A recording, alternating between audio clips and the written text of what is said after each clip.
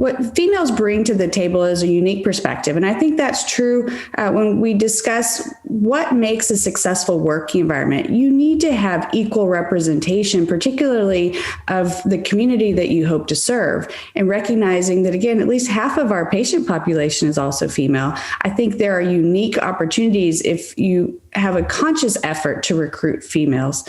I think we all have merits to be potential great candidates, but where I think females face particular obstacles that many of our male colleagues may not acknowledge or is not as commonly discussed is oftentimes we're the caregivers for our family members, whether that's children, parents, sometimes even siblings.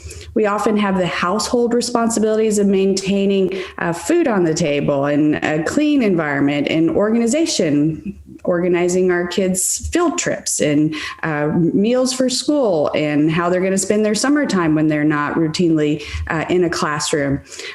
So I think there are expectations on females that oftentimes are under-recognized in terms of how organized we can be, because we're generally multitasking and running not only our household, but also our careers. But I do think there are some unfair biases that sometimes we place on ourselves as well, that we need to be exceptional mothers and mothers that are compared to those who may be full-time moms.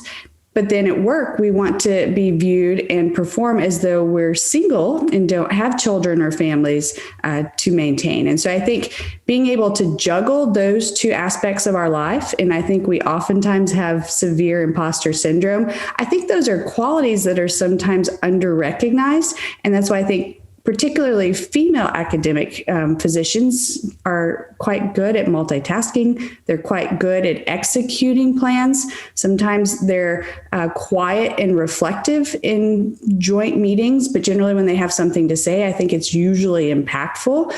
But I think that we have suffered from being later to the party in a sense. And so we have not organized or mobilized our strength in numbers. And now that we have more females, again, graduating from med school and going into specialized fields such as oncology, this now provides an opportunity for us to look at those that have paved the course ahead of us and have been successful, both in terms of basic science research, both in terms of organization of programs and training of the next generation, but also sharing how do you juggle all of these expectations, both from a family and a career standpoint, where we may have unique struggles, but also opportunities in comparison to some of our male colleagues.